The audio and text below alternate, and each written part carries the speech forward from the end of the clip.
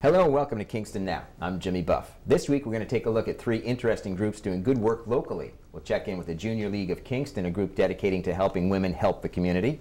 We'll meet some people from Cornell Cooperative Extension and learn about the support they offer us. And we'll start with community foundations of the Hudson Valley. And with us now is Kevin Quilty and Andrea Reynolds. Welcome to the show, folks. Thank you. Thank you for having us. Kevin, tell me what a community foundations is. Well, we like to think of ourselves as all things charitable for the community. Community foundation generally is thought of, for example, a person may make a donation to their local healthcare institution, a hospital foundation, and those monies are spent, the hospital invests them, those monies are spent for healthcare purposes. Community foundation uses the same type of idea and delivers goods and services back to the community in terms of grants and resources, but in a much broader way. It would include healthcare, arts and culture, end-of-life issues, education, scholarships, so it covers the entire community. So we think of it as the foundation of the basis, and it's all delivered back to the community. And Andrea, is it entirely private citizens making donations to the organization? No, actually it's not. So businesses also open funds with the community foundation. So we tend to be an alternative for people, businesses, families, excuse me, nonprofit organizations who want to do something charitable, don't necessarily need to either start their own foundation or start their own 501c3, their own nonprofit organization, and they can use the community foundation to do that. So they'll give us whatever asset they might have. We'll invest it, so hopefully it'll grow over time, and then those monies are used to support the charitable causes that all of those folks, whether it's a business, a family, an individual, or a nonprofit organization wants to support that's important to them. So what kind of assets are you talking about besides cash? So stock is a good gift to give. Some people also give us life insurance, whether we're the remainder beneficiary of the life insurance or partial beneficiary. IRAs, retirement assets, are actually really good assets to give to not only a community foundation but any nonprofit, especially in estate planning, because those tend to be taxed. And so that's a really good tax planning technique, is to give away your retirement assets. Real estate is also a viable asset to give, your home, a farm, a piece of land. Art, you name it, it could be charitable and it could be turned into a charitable gift to then give back to the community that you care about. Kevin, are we talking about like a college endowment fund? Do you hold assets and then try and grow them while giving back at the same time? Exactly. That's what the endowment's all about. It would be an endowed fund, which is what we are developing all the time. It is a fund that has a corpus or a body that is invested, and those investments are then delivered back to the community. That's what the endowment means. So that's our purpose, to develop those funds and then deliver those goods, and grants and resources back to the community. We also work with emerging needs in the community so that we're more aware of what's happening, so that the causes that matter to people are addressed in an effective way through those endowment funds. And is this a national organization, Andrea? Actually, we're one of 700 community foundations in the United States, and then there's more than that internationally. And each community foundation takes on the personality of the community that they're in. So they tend to support what that community wants to support. So while we all do the same things, and we actually are part of a group that have passed what's called national standards through the Council of Foundations, so we have shown that we operate at the highest integrity and transparency for a community foundation. We really don't have just one big trade association, but we all honor and adhere to certain principles of development, grant making, governance. So what is the region covered by the community foundations of the Hudson Valley? For us, it's Dutchess, Ulster, and Putnam counties. And we've been around since 1969. We started out in Poughkeepsie primarily, and then we started to expand services. And right now we administer about $35 million in assets. Those are represented through about 530 charitable funds. Again, each of those set up by the donor who wanted to do something charitable, and then we make sure that that happens. So last year we raised almost $3 million in charitable assets, and then granted about $2.3 million, primarily in the Hudson Valley. And Kevin, you are representative of the Ulster County? Of the Ulster affiliate. Just one point I wanted to make is that the reason why these were developed many years ago was because there was a need in the community to handle funds that were left to the community for their benefit.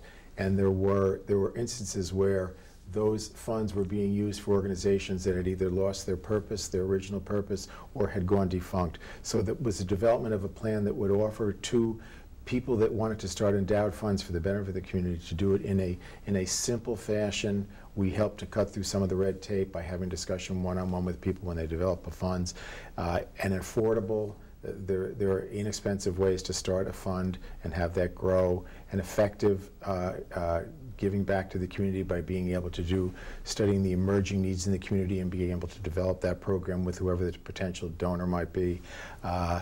Let's see, and in perpetuity, probably one of the greatest benefits that a community foundation has. How does someone benefit from the endowment fund? What do they do to get your attention to say, hey, we need some money? They would just approach us. Simply, they can go on our website, very simple, cfhvny.org. And there are portals right on that website. We have a brand new one we're launching pretty soon, actually. And it's a pretty easy process to go on. You can do the application online. All the information is there about when the cycle begins. We just actually completed a cycle in Dutchess and Ulster. We'll be announcing those results pretty soon. So it's a pretty simple process, easy way to contact us, and there's a wealth of information on that website. Terrific. Well, thanks. Keep up the good work. Thank you. You're watching Kingston Now. Next, we're going to talk 4-H and nutritional education with the good folks from the Cornell Cooperative Extension. Stay with us.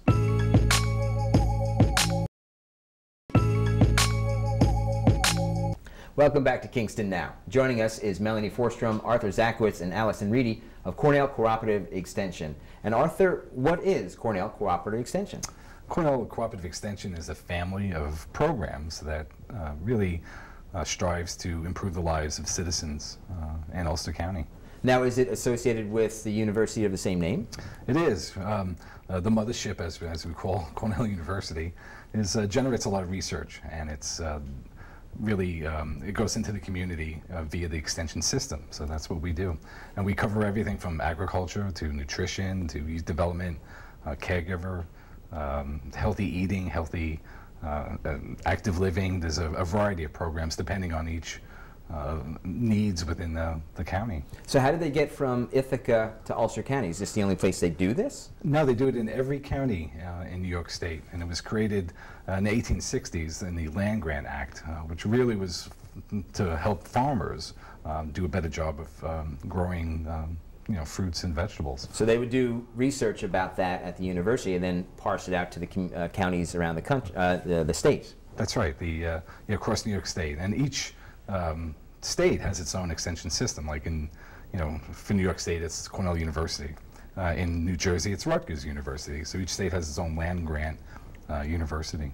Well, you guys all have sort of these disparate job titles and responsibilities, and I'm curious to see how they all come together. But first, we'll talk to Melanie. You're the 4-H coordinator. I am. Tell me about what is 4-H. 4-H is basically positive youth development. So it is the youth component of this cooperative extension system that we've been discussing. People think sheep when they... Yes. Why I was going to bring that up myself. Well, they think that for very good reason, which is that we have a strong basis in animal science, especially in Ulster County. However, we have 3 mission mandates. We have healthy living as a mission mandate, we have civic engagement as a mission mandate, and then we have science, engineering, and technology as a mission mandate. Animal science falls within that. So the beautiful thing about 4-H is it really is driven by the interests of youth and volunteers in the county. Historically, we've always had a really strong interest in animal science, but I'm seeing there's increasing interest in things like natural resources, healthy living, and other things that are really affecting our community right now. So I project that in the next few years we'll be keeping our strong animal science basis, as that is an interest within the county, but we'll also be moving into new programming around natural resources, around healthy living, around civic engagement and community involvement. And Allison, you are in charge of the Relatives as Parents program? Yes, I'm actually the youth educator. Okay. There's 2 components to the Relatives as Parents program. We work with caregivers, and we also work with the children that they're raising. So we go from grandparents raising grandchildren to aunts and uncles raising nieces and nephews. As long as you're a relative raising a relative, you qualify for our program. And how prevalent is that in Ulster County? We've seen a jump in these numbers in the past couple of years. We get a lot of our referrals from social services, DSS, people who are walking through that are looking for help. They find themselves in these situations from all different kinds of reasons, And we find that if we work with the youth and the caregivers, we're really benefiting their lives together, less stress, education, really working with the kids to better themselves and help in any way that we possibly can. And Arthur, you're the nutritional educator?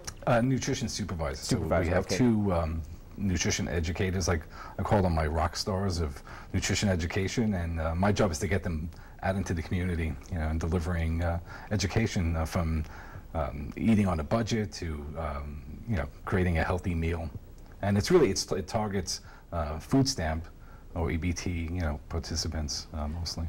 And the goal is to have them eat healthy while on that program, which can be a real challenge. It's a challenge, and it's it's difficult to, when you have a certain amount of money, to make those dollars stretch through the month. So we teach them how to do that and how to eat, healthy meals that are going to be, saving them money too. So how do you get the word out to the community about all these programs? And this is just three of the programs. Like, I looked at the homepage of your website, and it's extraordinary, the diversity of programs that you've got listed just on your homepage. How do you get those resources out to the community? Well, it's the delivery is through education, right? So we're prevention and education instead of an intervention like direct social services.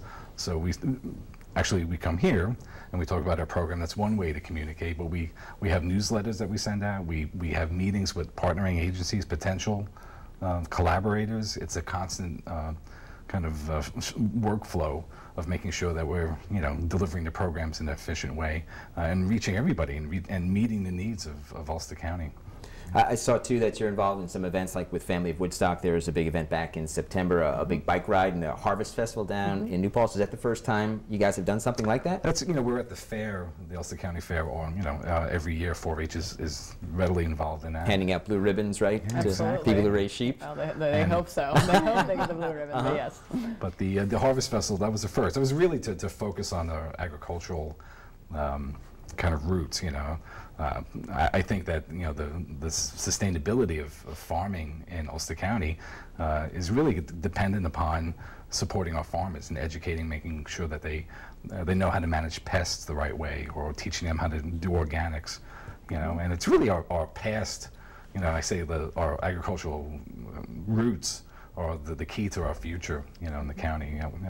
Everything from eating local and buying local, and getting people to understand what that means, the importance of shopping, in a farmer's market, for example. Sure. So Melanie, you were saying that the focus of 4-H is now sort of turning towards environmental stuff. How are you adjusting to that? Tell me about that. Well, one thing we've seen recently with Hurricane Irene, we've really seen the need for understanding and education around the environment.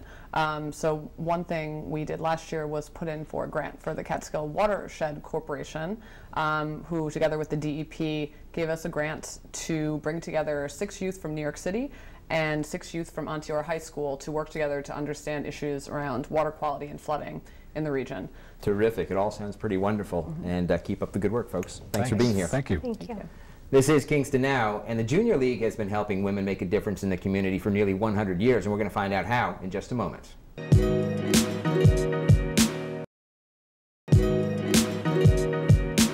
You're watching Kingston Now, and we're joined by Jude McGrath, the president of the Kingston chapter of the Junior League, and member Beth Hanigan. Welcome. Thank you for having us. So the Junior League is an old organization, fairly old organization. Can you tell me about its origins, Jude? Yes. Junior League is an international organization of women founded in 1901 by Mary Harriman in New York City. And what was its original intent? Its original intent was to assist in the living conditions in the city at that time. So a group of women, 80 women, got together and offered education, reading, and that rolled into a group in Boston formed in 1907. And our chapter was founded in 1922, so we are one of the older ones. We are celebrating our 90th anniversary this year. And the Junior League is entirely women? It is all women, yes, a women's organization, yes. So what kind of things are you involved in Kingston? In Kingston, what does our organization Yeah, what does do? your chapter do? We have worked with the Boys and Girls Club. We have worked with we did Lighthouse Educational Room. We have worked with Teen Shelter. We built a Habitat home. We have expanded, doubled the size of the Forsyth Nature Center, which is kind of our signature project. We go back there frequently to do work. We built an educational area there. We put in a greenhouse, a tortoise. Our provisional classes have done work there. It's kind of our signature project. However, the Boy Scouts are now there doing a lot of their Silver Award projects or whatever. So the boys and girls working together Yes. at Forsyth. Yes. Beth, you're in charge of a big project that's going to be happening over at the Forsyth area, right? It's the rebuilding of the playground. Tell me about that. About 20 years ago, the Junior League of Kingston fundraised, and with a lot of other community organizations and groups, the community came out and we built Kingston Kinderland. It's exceeded its lifespan. It's a wonderful place, by the way. We It take is. our son there all the time. He loves it.